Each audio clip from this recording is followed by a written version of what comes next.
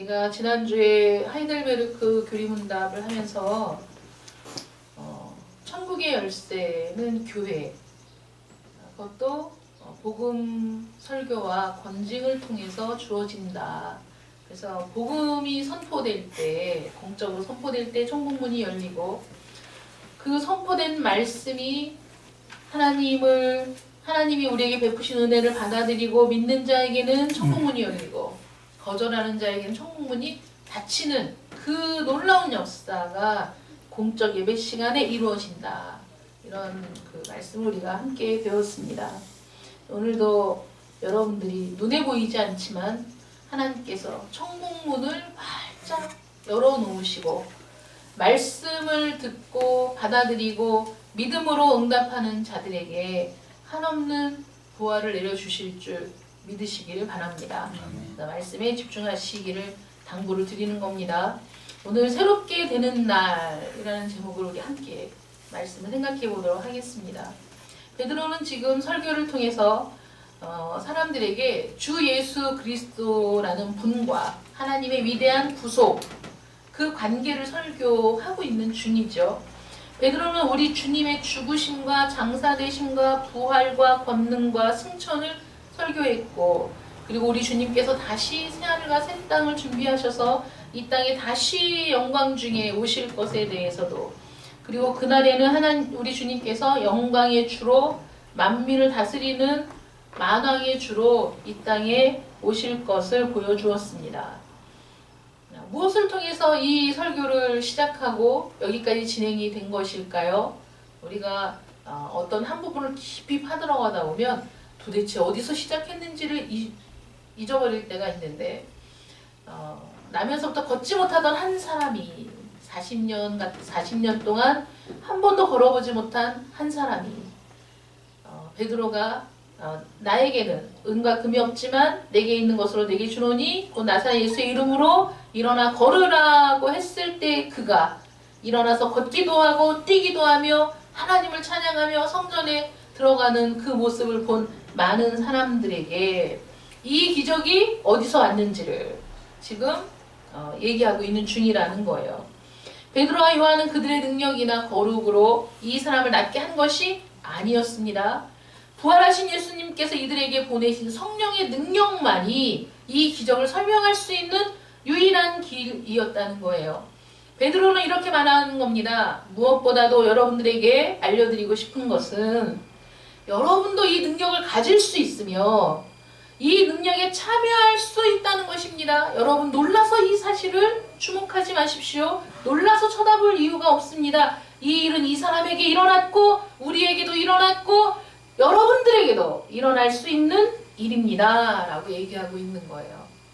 그래서 예수님에 대해서, 하나님에 대해서, 그분의 놀라운 구속의 계획에 대해서 쭉 얘기하면서 24절에 뭐라고 얘기하냐면, 또한 사무엘 때부터 이어 말한 모든 선지자도 이때를 가리켜 말했다는 거죠. 이때가 어떤 때입니까? 이때는 메시아의 시대이죠. 새로운 시대가 도래했습니다. 새로운 자유가 있습니다. 모든 선지자들이 예언하는 것처럼 하나님의 구원 계획이 새로운 능력으로 실행되고 있는 때, 바로 지금 이때라는 거예요.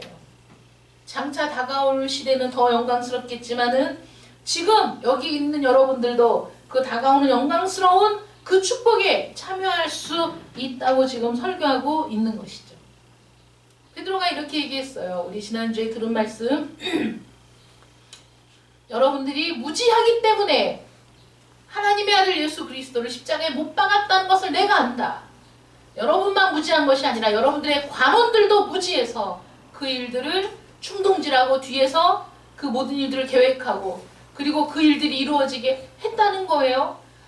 관리들도, 그러니까 사두개인들, 서기관들, 바리새인들, 대제사장들, 백성의 지도자들이라는 그들이 이런 어마무시한 일을 할 수 있었던 것은 그들의 무지 때문이다. 여러분들도 마찬가지다. 그럼에도 불구하고죠. 이들에게 너희들이 무지로, 너희들이 지금 알지 못하기 때문에 하나님의 아들을 십자가에 못 박았다라는 선언은 그들의 마음에 커다란 충격, 그들의 마음에 말할 수 없는 죄책감, 이제 어떡하나 라는 그런 그 고통, 그런 두려움을 가지게 했어요. 그런데 베드로가 뭐라고 얘기하냐면 그럼에도 불구하고 여러분들이 이 축복에 참여할 수 있다라고 얘기하는 것이죠. 그러나 그 축복에 참여하기 위해서 해야 될 일이 뭐냐? 너희가 회개하고 돌이켜서 너희 죄 없이 함을 받아야 된다 이거예요. 요즘에는 회개하라 그러면 사람들이 싫어한다고 하지만 회개할 때 지금 이루어지는 놀라운 결과가 새롭게 되는 날이 온다는 거거든요. 이 19절 말씀을 그 영어 성경을 우리가 같이 보면 repent, 회개하라는 거예요. 회개해야만 해. 회개하면 그리고 and turn to God, 하나님께로 돌이키면 여러분 우리가 뭐 회개하고 돌이켜 이러면 이게 선명하지 않은데 가끔가다 영어 성경을 같이 보면요 turn, 그럼 우리 돌아야 된다라는 그 이미지가 떠오르잖아요. 턴해야 돼. 유턴. 가던 길을 돌이켜서 돌아야 되잖아요. 어디로 돌이키는 거냐면 하나님께로 돌이키는 거예요. 우리가 우리 마음대로 살다가 우리 뜻대로 살다가 어느 날 말씀이 부딪혀와서 우리가 우리의 모든 지나간 날들이 하나님 없이 살아왔음을 고백하면서 하나님께로 돌이킬 때 어떤 일이 일어나느냐. 이렇게 돌이킬 때 우리의 죄가 be paid out 된다는 거예요. 우리의 죄가 사라진다는 거예요. 싹 쓸려나간다는 거예요. 우리가 회개하고 하나님 앞으로 돌아오면 우리의 죄가 싹 사라져요. 없어져요. 쓸려나가요.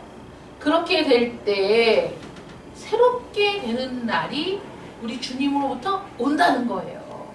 그 새롭게라는 말이 리프레싱이라고 하는데 이 리프레싱이라는 말은 새로운, 신선한, 상쾌한. 그래서 냉장고가 리프리저레이터잖아요. 신선하게 하는 그 기구가 냉장고라는 거잖아요.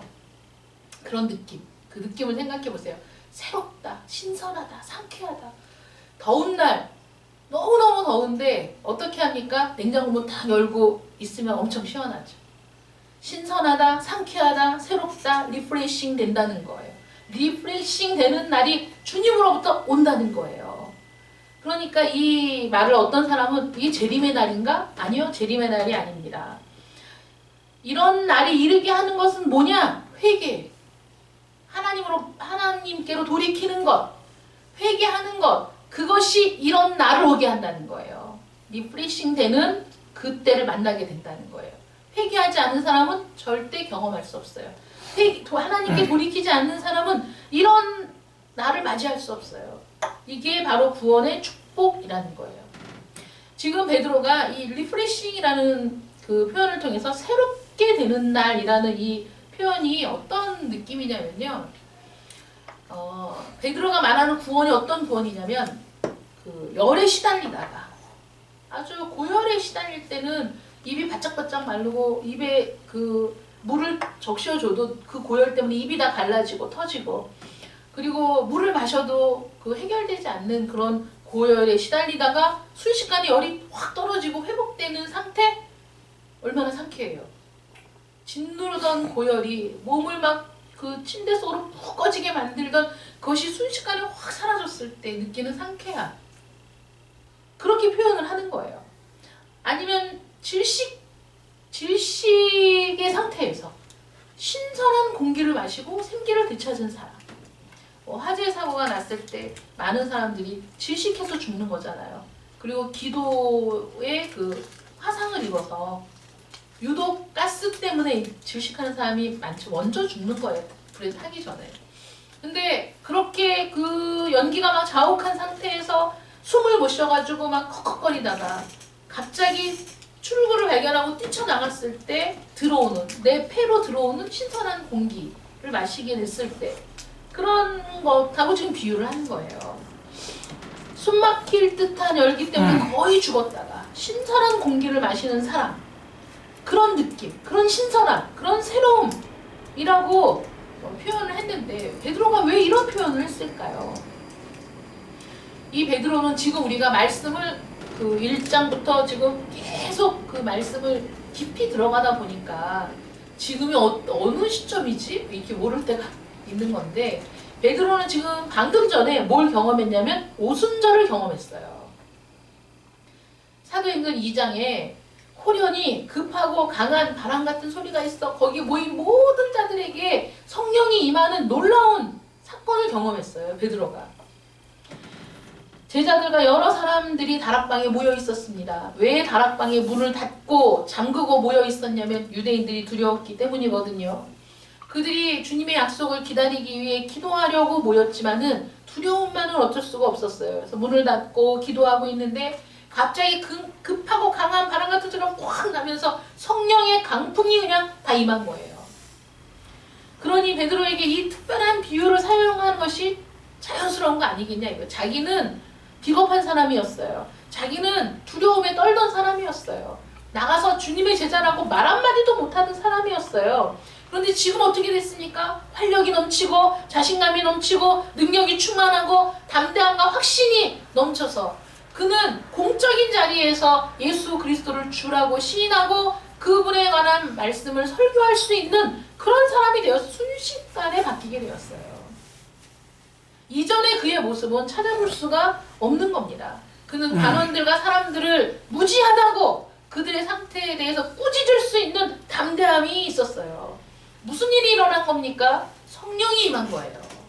오순절 성령 강림 그 시간에 그들의 인생을 바꾸고 그들의 생각을 바꾼 놀라운 사건이 일어났어요. 그는 리프레시드 하여간 되살아난 사람이 됐어요. 그는 성령의 임하심으로 되살아났어요. 그는 성령의 세례를 받게 된 겁니다. 성령의 바람이 임했어요.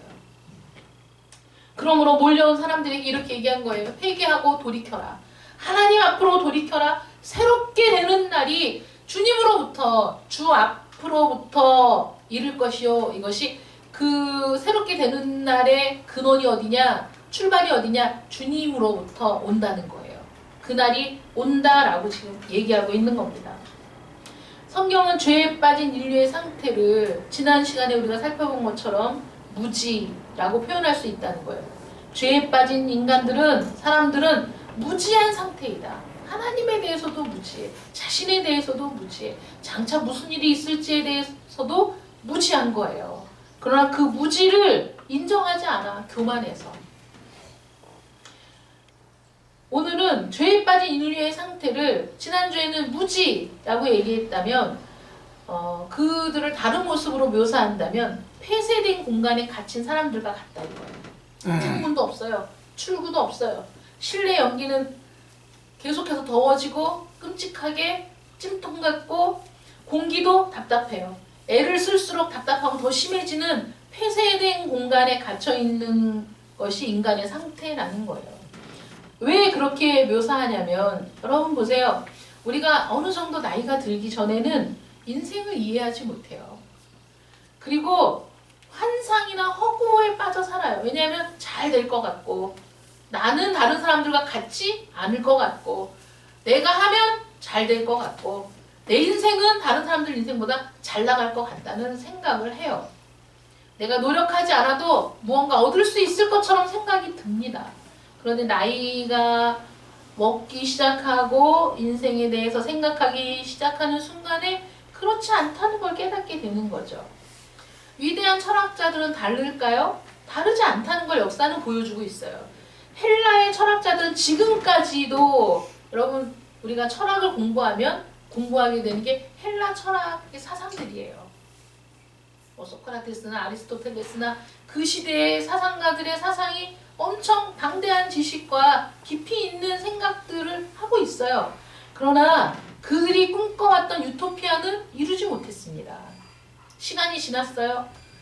굉장히 방대하고 굉장히 심오한 철학가들을 많이 배출했음에도 불구하고 인생의 문제가 해결되지 않는다는 그런 비극적인 결론을 얻게 된 겁니다. 셰익스피어의 희곡 중에서 가장 최고의 또 유명한 희곡은 비극이죠. 그래서 셰익스피어의 4대 비극. 비극만 쓴 건 아니에요. 셰익스피어가. 그런데 그 4대 비극이 엄청나게 그 최고의 작품이라는 칭송을 받고 그리고 오랜 시간에 걸쳐서 끊임없이 되풀이되고 재공연되고 재상연되고 재해석되는 작품이 뭐냐? 4대 비극이에요. 오델로, 맥벨로, 햄릿, 리어왕. 이게 4대 비극이거든요. 그 4대 비극이 왜 많은 사람들에게 회자되느냐? 인생의 어두운 면. 그러나 우리가 늘 맞닥뜨리게 되는 인생의 불행들이 거기에 다 있는 거예요. 그러니까 자신의 인생을 한탄할 때 리어 왕의 고백을, 햄릿의 고백을 인용해서 얘기하게 되는 것이죠. 이 세상의 삶은 괴로움이라는 거예요. 야곱이 바로왕 앞에서 얘기했듯이 내 지나온 삶이 참 수고로운 날들이었어요. 편치 않은 인생이었다고 야곱이 얘기하거든요. 사람들은 인생의 문제와 시련과 염려에 지쳐 있습니다. 나는 그렇지 않아 라고 생각하기 이전에 잘 생각해 보세요. 왜냐하면 삶은 이런 문제들로 가득하기 때문이에요. 우리의 영혼을 압박하는 상황들이 있어요. 질병이 있고 사고가 있고 실망하게 되고 다른 사람들에게 받는 대우 때문에 상처받게 되고 무의미한 경쟁이 있습니다. 그러나 그것뿐만이 아니죠. 심한 도덕적인 갈등에 처할 때도 있고 세상적인 것과 육신적인 것과 마귀의 싸움은 안에도 있고 밖에도 있고 언제나 있습니다. 행복하십니까? 여러분 정말 진지하게 나는 행복한가? 라고 질문해 본 적이 있으신가요? 여러분 정말 행복하시냐고요? 만족하십니까? 행복은 참된 만족에서 오는 건데 여러분 참된 만족이 우리 안에 있느냐 하는 거예요. 세상은 마치 우리를 대적하는 것처럼 보여지고 죄책감이 있고 질병에 대한 두려움이 있고 그리고 우리는 이것들을 스스로 해결할 만한 능력이 없는 겁니다. 무엇보다도 모든 사람들이 필연적으로 겪게 될 죽음에 대해서 생각해 보면 죽음은 사실 점점 가까이 다가오지만 우리는 죽음에 대해서 아무것도 할 수가 없고 또 죽음에 대해서 아무것도 알지 못합니다. 우리는 이길 가망이 없는 싸움을 싸우고 있다라고 느끼는 거예요. 죽음을 정복해 보려고 하지만 정복할 수 없어요. 그런데 주님께서 우리에게 은혜로운 초대를 하신 거예요. 수고하고 무거운 짐진 자들아 다 내게로 오라. 아멘. 내가 너희를 쉬게 하리라. 아멘. 여러분 이 말씀이요. 인생의 무게 질식해서 죽을 것 같은 사람에게 이 말씀은 정말 오아시스와 같은 말씀이에요. 어느 곳에서도 출구를 발견하지 못한 그 비참함을 느끼는 사람들에게 이 한마디의 말씀은 정말 생명 같은 말씀이거든요. 수고하고 무거운 짐진 자들아 다 내게로 오라. 내가 너희를 쉬게 하리라. 이렇게 말할 수 있는 사람이 있습니까? 여러분 있습니까? 주변에? 아무 걱정하지 마. 무슨 힘든 일이 있든지 그냥 내게로 와. 내가 쉬게 해줄게. 그런 사람이 있냐고요. 어제 대화 중에 또 앞부분을 잊어버렸는데 어떤 사람들이 뭐 조그만 임대 아파트를 마련해가지고 쉬고 싶을 때 그냥 거기 가서 쉰다. 여러분 우리는 참 쉼이 필요한 사람이에요. 그 어느 것에도 제약받지 않고 그 어느 눈치도 볼 필요가 없이 그냥 내가 마음 놓고 쉴 수 있는 한 공간이 없는 사람들이라 그렇게라도 마련해서 아무 때나 그냥 가서 쉰다. 이게 지금은 이상하게 들리지가 않아요. 그만큼 우리 모든 사람들이 참 각박하고 참 쉴 틈 없고 마음 놓고 쉴 수 없는 그런 삶이기 때문에 그런 얘기를 들어도 그래 그럴 수 있겠다 이런 생각이 들거든요. 그러나 그렇다고 해서 참된 쉼을 얻을 수 있느냐? 그것도 아니라는 게 문제인 거죠. 인생의 전투는 나이가 들어간다고 쉬워지는 게 아니에요, 여러분. 잘 생각해 보세요. 모든 인생의 연령대별로 우리는 각자 치열하게 살고 있는 거예요. 애들이니까 힘들지 않다고요, 인생이? 그런 거 아니잖아요.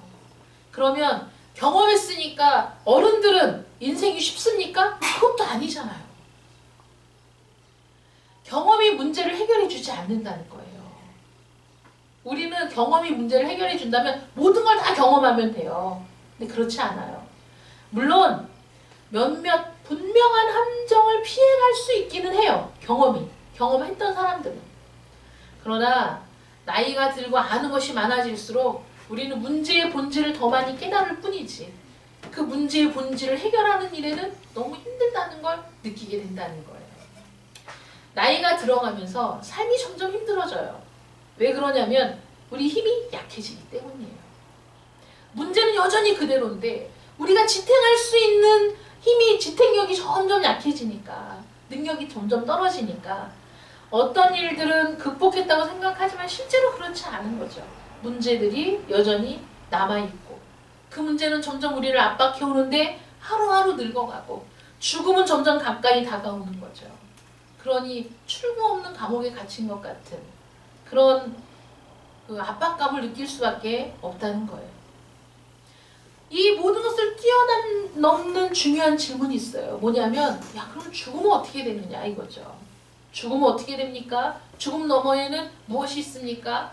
죽음의 불가피성을 머리로는 알고 있지만 체감하지 못하는 상태에서 가까운 친구가 죽었을 때 가장 크게 느낀다 그래요. 부모님보다 나와 함께 살았던 가장 친한 친구가 죽었을 때 죽음이 정말 문턱에 있구나, 코앞에 있구나, 나도 죽겠구나 그런 생각을 하게 된답니다. 죽음에 대한 불가피성을 우리가 인식하게 될 때 갑자기 무력해지고 내가 할 수 있는 일이 무엇인가 또 그 죽음이라는 그 우리가 해결할 수 없는 문제 때문에 우리는 항상 내가 할 수 있는 일이 없다라는 생각을 하게 된다는 것이죠. 점점 공기가 탁해지고 숨가 빠지고 견디기 힘들어지는 거예요. 헬라의 그 철학의 황금기가 지났는데 유토피아는 오지 않고 지나갔어요. 그 다음에 행정력에 있어서 법치에 있어서 으뜸이라고 할 수 있는 로마 제국이 거의 전 세계를 지배할 때에도 그것이 그 최고의 유토피아가 될 줄 알았는데 로마 제국도 또 멸망하고 이 시대를 쭉 보면 좀 반짝 빛나는 시대가 있으면 어두운 세대로 들어가고 어두움이 깊었을 때 또 반짝 밝은 시대가 일어나면 또 어두운 시대가 이어지고 밝고 어둠이 늘 반복되는 그런 역사를 우리가 살아왔거든요. 그럼 문명이 뭐냐 이거예요. 옛날하고는 다르지. 야, 옛날에는 얼음도 없어가지고 지금은 뭐 냉장고 문만 열면 얼음이 막 쏟아지고 얼마나 좋습니까? 뜨거운 여름에 온 세상이 뜨겁고 아주 습할 때 무엇을 할 수 있어요? 지금은 에어컨이 있지만 선풍기들을 사용했죠? 지금도 물론 선풍기를 사용하는데 선풍기를 딱 트니까 시원해요. 시원한 겁니까? 과학적으로 사실 시원한 게 아니에요. 선풍기는 온도를 낮추지는 못해요. 공기를 식혀주는 게 아니에요. 선풍기는. 얘는 공기를 순환시켜주는 거예요. 근데 이 바람이 우리가 시원하다 이렇게 느끼는 거거든요. 공기를 순환시켜주기 때문에 시원하다고 느끼는 이런 착각. 아 괜찮아 요새는 에어컨이 있으니까. 에어컨이 공기를 식혀주죠. 그런데 어떻게 합니까?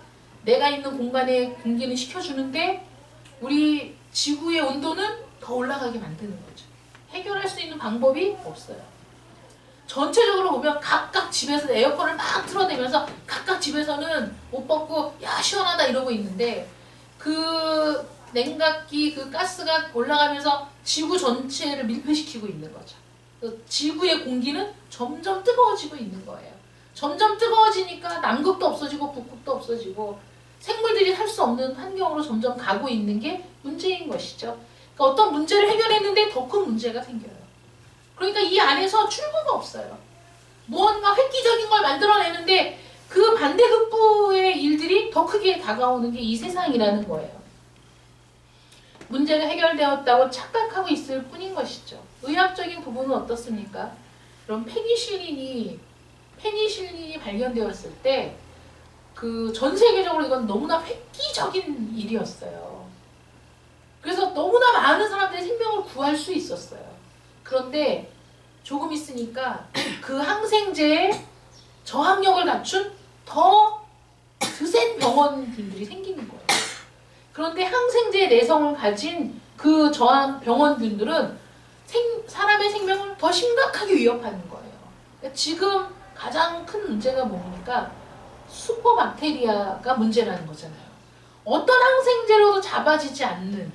그래서 그 박테리아에 감염되면 손 놓고 죽을 수밖에 없는 그런 상황이 지금 현실이거든요. 의학이 발달해도. 열이 떨어지기는커녕 계속해서 올라가는 상황이 지금 반복되고 있다는 거예요. 왜 이런 상황이, 왜 이런 일들이 끊임없이 이루어지면서 더욱 밀폐된 공간을 숨막히게 만드는 것일까요? 그것은 우리가 하늘로 향한 문을 닫아버렸기 때문이에요. 아담과 하와가 첫사람 아담과 하와가 하나님과 소통하는 창문을 스스로 거역함으로 닫아버리고 그 안에 갇히게 된 거예요. 우리는 그 죄의 열매를 지금 먹고 있는 겁니다. 이런 우리들에게 아무리 발버둥 쳐봐야 기운만 빠지고 아무리 노력해 보았자 열 수 없어요. 이런 우리들에게 새롭게 되는 날을 가져다 주실 수 있는 분이 계셔요. 그분이 바로 우리 주 예수 그리스도이심을 믿으시기 바랍니다. 아멘. 이것이 바로 구원이라는 복음의 메시지예요. 여러분 구원받아야 되지 않겠습니까? 여기에서 도저히 우리의 힘으로 할 수 없는데 여기에서 우리가 구원받아야 되지 않느냐고요. 이런 사실을 깨닫는 자들이 빛을 향해서 고개를 드는 거예요. 아멘. 흑암에 앉은 백성이 큰 빛을 보았고 사망의 땅과 그늘에 앉은 자들에게 빛이 비추었도다. 호련히 하늘로부터 급하고 강한 바람 같은 소리가 있어 그들이 앉은 온 집에 가득하며 하나님께서 정말 점점 더 그 밀폐된 공간에서 어떻게 할 수 없는 상황에서 우리의 죄악으로 점점 더 숨막혀 가고 있는 이 안에 하나님이 빛을, 하나님이 새로운 바람을 불어넣어 주신 거예요. 하나님이 그 문을 여신 거예요. 아멘. 우리는 할 수 없어요. 하나님이 여셨어요. 그래서 이 바람은 우리 안에서 일으킬 수 있는 바람이 아니에요. 단적으로 아까 말씀드린 거잖아요. 선풍기가 공기를 순환시켜요. 시원하다고 느끼지만 온도는 떨어진 게 아니에요. 온도계를 갖다 놔보세요. 온도는 변함이 없어요. 그냥 시원하다고 느끼게 해주는 거예요. 에어컨을 틀었어요. 온도가 내려갔어요. 보세요. 온도가 내려갔죠. 네, 온도는 내려갔어요. 그러나 지구의 온도는 상승하고 있어요. 해마다 수면이 높아지고 있어요. 해마다 온도가 올라가고 있어요. 우리가 문제를 해결하려고 해도 결국은 그 닫힌 창문 안에 밀폐된 공간 안에서 우리는 이 문제를 해결한 것 같으나 여기에 문제가 발생하고 이 문제를 해결한 것 같으나 여기에 문제가 발생하는, 그래서 씨름하다 보니까 결국은 다 포기하게 되고 우리는 할 수 없다라는 절망에 빠지게 되는 그런 것이 우리의 모습이라는 거예요. 우리의 힘으로는 저 하늘의 문을 열 수 없어요. 해결할 수 없어요. 하나님이 문을 여시고 바람을 불어넣어 주셨어요. 아멘. 그 바람은 소망의 숨결입니다. 아, 숨을 쉴 수 있구나. 아, 우리가 맑은 공기를 마실 수 있구나. 이 안에서는 불가능한데 하나님이 창문을 여시니 가능하구나 하는 것을 발견할 때 우리는 소망을 갖게 되는 거예요. 이 바람은 우리가 일으키는 선풍기 바람이 아니에요. 에어컨의 바람이 아닙니다. 영원부터 불어오는 바람. 우리를 위해 미리 예비되고 작정된 그 바람이 우리에게 불어오는 거예요. 이것은 초자연적인 복음이고 기적의 메시지고 이것은 하나님으로부터 발원된 바람이 우리에게 다가와서 우리의 코끝을 시원하게 해서 우리가 비로소 살 수 있다는 소망을 갖게 되는 그 바람인 것이죠. 아멘. 이 바람은 안심의 숨결로 우리에게 불어와요. 우리는 점점점 죽을 것 같다는 압박감에 시달리게 되거든요. 탈출구가 없으니 얼마나 불안합니까? 여러분, 어디에서 대형 극장에서 한번 그 테러가 일어났을 때요.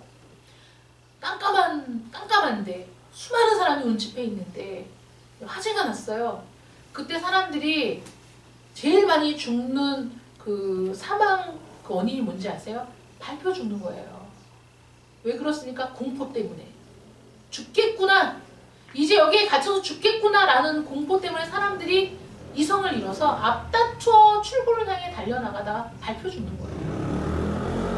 출구가 없는 곳에 갇혔다는 두려움과 그 불안감이 모든 사람들에게 있지만 그걸 깨닫지 못하는 거에 무지해서 알지 못하기 때문에 잘 살고 있다고 착각하기 때문에 내 지식으로 해결할 수 있다고 생각하기 때문에 그것이 끔찍한 무지라는 것을 깨닫지 못하기 때문에 그 상황에서도 끊임없는 불안과 두려움을 가지고 살아가던 우리에게 하나님이 하늘의 창문을 여시고 우리에게 그 성령의 바람을 불어넣어 주셨을 때 우리가 드디어 소망을 발견하고 숨을 쉬게 되고 그것이 우리에게 참된 안식을 준다는 거예요. 그래서 안심의 숨결입니다. 우리는 전혀 소망이 없다고 느꼈는데 바람이 불기 시작해요. 아니야, 용서받을 수 있어. 아니야, 회복될 수 있어. 아니야, 다시 돌아올 수 있어. 라는 주님의 바람이 우리에게 불어오는 거예요. 그래서 이 공적 예배 시간, 공적 설교 시간에 이런 복음이 선포될 때 맞습니다, 하나님. 저에게도 안심의 숨결을, 저에게도 소망의 숨결을 불어넣어 주세요. 저는 주님으로부터 새롭게 되는 날을 고대합니다, 기대합니다, 바랍니다 라고 받아들이는 사람에게는 천국의 문이 활짝 열려서 여러분들이 천국으로 바로 들어가는 놀라운 영광을 얻게 되지만 아멘. 이 자리에 앉아서 아니죠, 그건 아니지, 아 그렇게 얘기해도 나는 마음을 열고 싶지 않아 라고 생각하면 하나님이 열어놓으신 천국의 문이 닫혀버린다는 거예요. 동일한 공간, 동일한 순간에 천국의 문이 열리는 사람이 있고 닫히는 사람이 있는 겁니다. 그럼 어떤 길을 선택하실 거예요? 지금 천국의 문이 열려 있어요. 선포하잖아요. 여러분들이 회개하고 돌이키면 주께로부터 새롭게 되는 날이 이른다는 말씀이 선포되고 있는 거예요. 이 놀라운 지식, 무거운 짐을 주께 내려놓을 수 있음을 깨닫는 지식, 그 짐을 내려놓고 이제야 온전하게 설 수 있게 된다는 것, 십자가 앞에서 그것을 깨닫게 될 때 결코 정죄함이 없는 참된 자유를 얻게 되는 줄 믿으시기 바랍니다. 아멘. 하나님이 우리에게 불어넣으시는 이 바람은 생명의 숨결이죠. 하나님이 그 코에 생기를 불어넣으셔서 생명이 된 것처럼 정말 우리의 죄와 허물로 죽었던 우리에게 성령의 바람을 우리에게 불어넣으실 때 우리가 하고 들이마시면 우리 안에 하나님의 생명이 충만하게 되는 거예요. 그것이 천국문이 열리는 그 순간이에요. 그 받아들이고 내가 크게 하나님의 은혜를 호흡할 때, 하나님의 성령을 호흡할 때, 그래서 성령은 숨, 바람 이렇게 표현되거든요. 성령의 바람이 몰아쳤을 때 그곳에 있던 모든 사람들이 성령의 충만함을 받아 방언하고 기도하고 선포하고 그리고 담대함을 얻었던 것처럼 모든 예배 시간에 성령은 운행하시고 모든 예배 시간에 성령은 강한 바람으로 여러분들에게 몰아치는데 끝까지 버티고 문을 열지 않는 사람이 있고 그 말씀을 순수하게 받아들이고 생명의 호흡을 하는 사람들이 있는 겁니다. 새로운 에너지, 새로운 힘을 주시는 하나님의 소생케 하시는 숨결. 주님이 뭐라고 말씀하셨습니까? 내가 온 것은 양으로 생명을 얻게 하고 그리고 더 풍성히 얻게 하려는 것이라. 생명을 얻게 하는 거예요. 생명이 되게 하시는 하나님의 숨결, 하나님의 호흡, 그것이 새 시대에 메시아의 시대에 성령을 통해서 우리 각 사람에게 임하고 있다는 것을 믿으시기 바랍니다. 아멘. 숨을 쉬고 살아있는 영혼, 살아있는 생명이 되셔야죠. 생명의 숨결을 들여보내셔서 나는 성령의 사람이 되었다. 베드로가 이렇게 얘기하는 거예요. 놀라지 마. 나도 여러분들과 성정이 똑같은 사람일 뿐이라는 거죠. 우리는 신이 아니에요. 우리는 이 일을 행했다고 해서 우리를 주목할 이유가 없어. 이런 일들이 어떻게 일어났는 줄 알아? 성령이 우리에게 오셔서 내가 성령의 사람이 되었기 때문이라는 거죠. 내 안에서 역사하시는 성령, 내 안에서 역사하시는 우리 주 예수 그리스도의 능력이 지금 이 사람이 걷기도 하고 뛰기도 하며 하나님을 찬양하며 성전에 들어가는 놀라운 일을 일으킨 것이다. 그러니 우리에게만 이런 일이 가능하다고 생각하지 말아라. 베드로의 설교가 맞는 말 아닙니까, 여러분? 이 놀라운 일이 여러분들에게도 일어날 수 있습니다. 아멘. 여러분들도 그 놀라운 일의 주인공이 될 수 있는 거예요. 어떻게 하면? 성령으로 충만하면, 성령으로 새롭게 되면, 성령의 생명의 능력으로 우리가 살게 되면 우리 안에서도 이 새 생명의 역사가, 우리를 통해서도 다른 사람들에게 새 생명의 역사가 일어나게 된다는 것을 믿으시기 바랍니다. 아멘. 그리스도인들은 주 예수 그리스도를 통해서 하나님의 성령이 임한 사람들이에요. 니고데모가 밤중에 예수님을 찾아갔을 때 예수님 뭐라고 말씀하십니까? 물과 성령으로 거듭나지 아니하면 하나님의 나라에 들어갈 수 없다고 말씀하셨죠. 물과 성령으로, 믿음으로 받는 세례와 성령을 통해, 또는 하나님의 말씀과 성령을 통해 거듭나지 아니하면 하나님의 나라에 들어갈 수 없습니다. 회개하십시오. 그리고 돌이키십시오. 리펜트, 회개하라. 턴 투가, 하나님께로 돌이켜라. 여러분, 하나님께로 돌이키는 삶은 여러분들의 인생을 바꾸게 만드는 거예요. 이제 내 앞에 하나님이 계신 거예요. 하나님께 돌이킨 사람은. 하나님께 돌이킨 사람은 그 앞에 주님이 계신 겁니다. 주님을 통해 세상을 보는 거예요. 세상은 멸망당할 거예요. 세상에는 종말이 올 겁니다. 그러나 그리스도 안에 있는 사람들은 영원히 살 거예요. 영원한 복락이 약속되어 있어요. 천국의 문이 활짝 열렸습니다. 여러분, 마음에 결단하시기를 축원합니다.